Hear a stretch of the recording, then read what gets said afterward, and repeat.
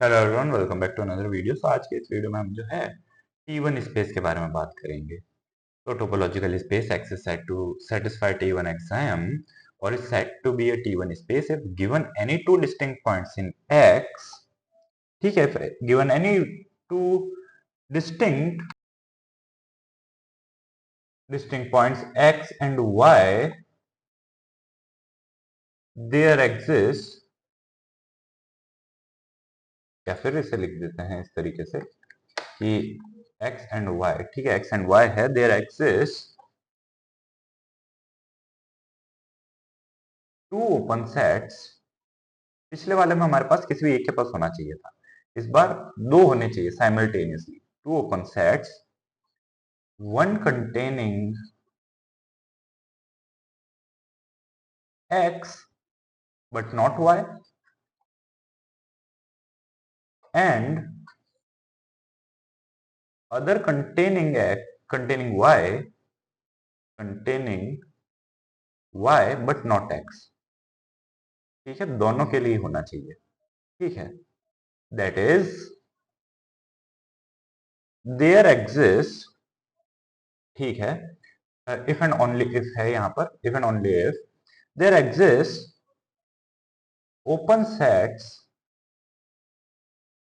open sets G and H such that X belongs to G but Y does not belongs to G and Y belongs to H but Y does not belongs to G, so X does not belongs to H, sorry, यहाँ पर आएगा X does not belongs to H। मतलब X जो है G में belong कर रहा है बट Y नहीं कर रहा है, एंड Y H में बिलोंग कर रहा है बट X नहीं कर रहा है। ठीक है, इसके लिए एक और नाम होता है the space T1 space is also called, या फिर इसे लिखते हैं अ T1 space is also called, एक स्पेशल नाम होता है हमारे पास फ्रेशेट स्पेस। इसे फ्रेशेट स्पेस भी कहा जाता है एक T1 स्पेस को। उसी तरीके से मैं आपको पिछले वीडियो में बताना भूल गया था कि आपकी टी नॉट स्पेस जो होती है ना, इसके लिए भी एक स्पेशल नाम होता है एंड वो होता है कोलमोग्रोव स्पेस,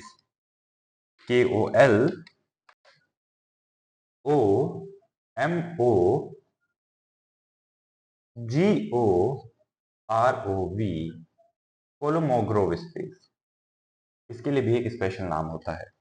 वैसे ही T1 के लिए एक स्पेशल नाम है फ्रेशेट स्पेस। ऑलराइट, तो इसे फ्रेशेट स्पेस भी कहा जाता है। फिर हम ये भी कह सकते हैं कि every T1 space is a T0 space. ठीक है, T1 स्पेस T0 स्पेस होगी। T0 स्पेस में क्या चाहिए था आपको? दोनों में से एक पॉइंट के लिए एक नेबरहुड चाहिए था, यहां पर तो दोनों पॉइंट के लिए है। ठीक है, फिर दूसरी बात, the sets G and H are not necessarily disjoint, not necessarily disjoint।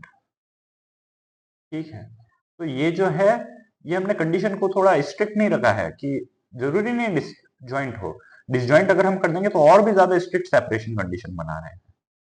फिर अगर हम एग्जांपल्स लें तो सबसे पहली बात x, d, यानी कि that is discrete space is T1 space.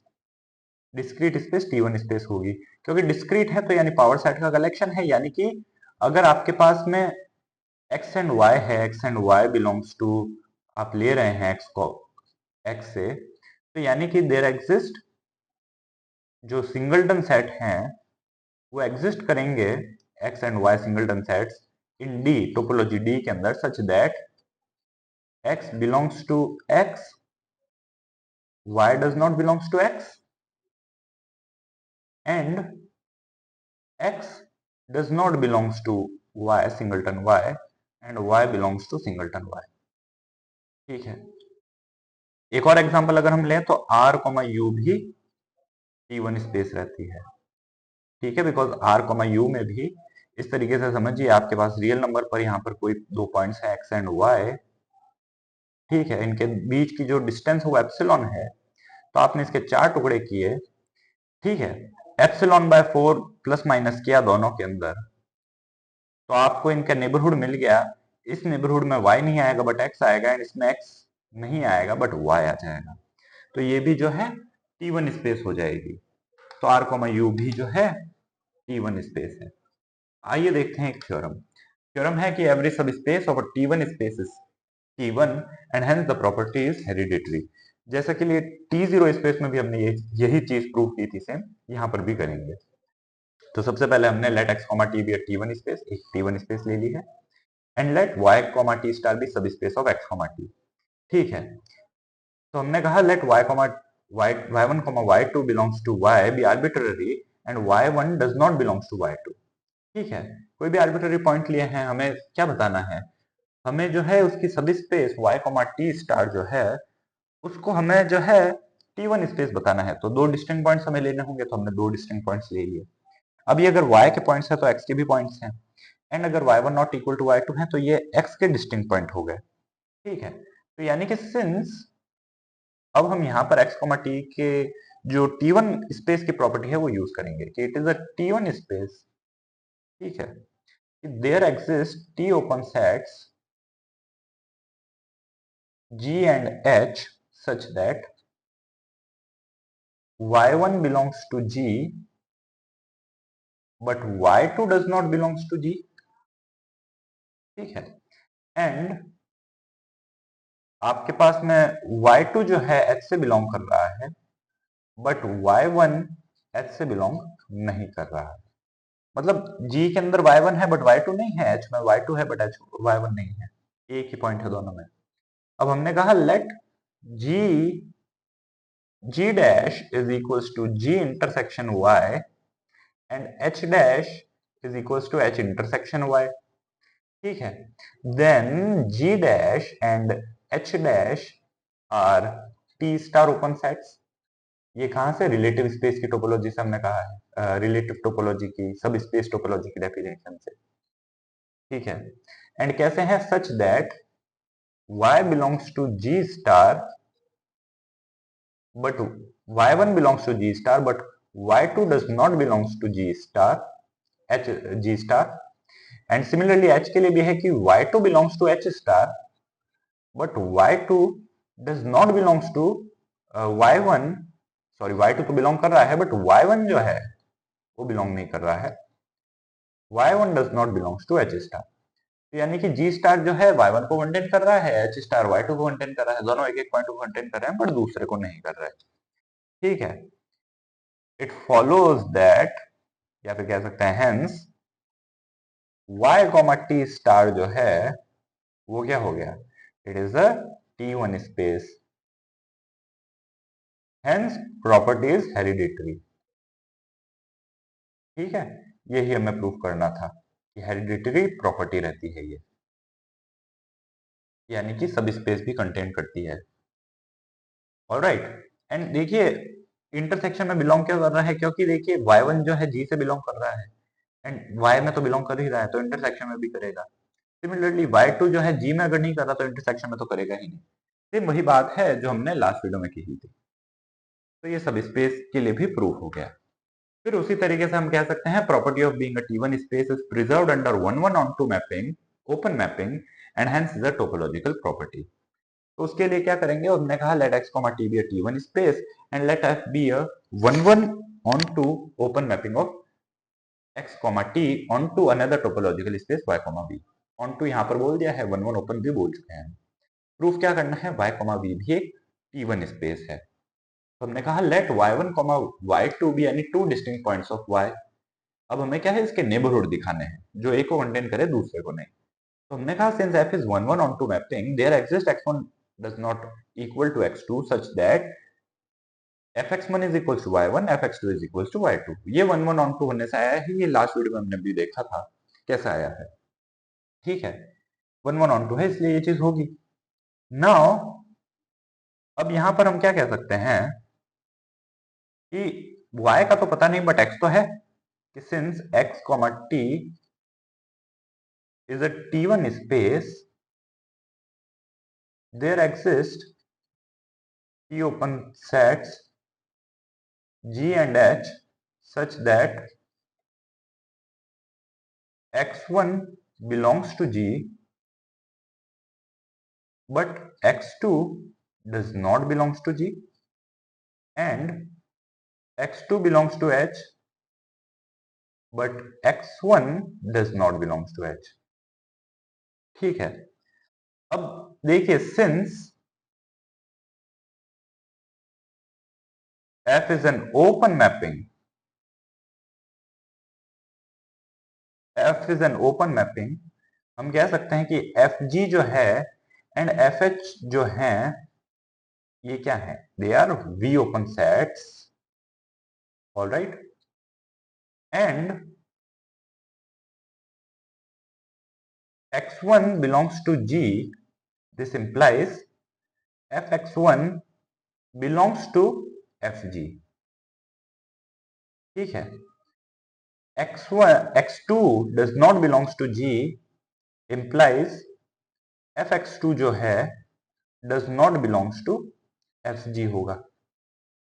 ठीक है, क्योंकि x2 जो है G में कहीं नहीं है, G की 1 1 ऑन टू इमेज आप fg ले रहे हैं, ठीक है, 1 1 इमेज है तो यानी कि हर पॉइंट की एक ही प्री इमेज है।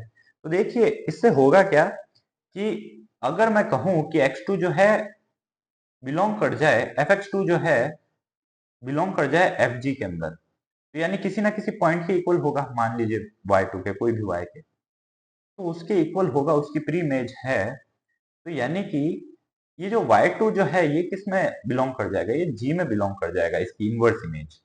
ठीक है, इसलिए ये ऐसा नहीं हो सकता कि अगर x2 g में नहीं है तो उसकी इमेज g में आ जाए, ये पॉसिबल नहीं है। ठीक है, तो सिमिलरली यही चीज हम कह सकते हैं also x2 belongs to H implies fx2 belongs to H and x1 जो है does not belongs to H implies fx1 does not belongs to H। ठीक है, thus fg and fh, यहाँ पर fh है, ठीक है, ये हमने इमेज ली है, यहाँ पर भी हमारे पास क्या है, fh है।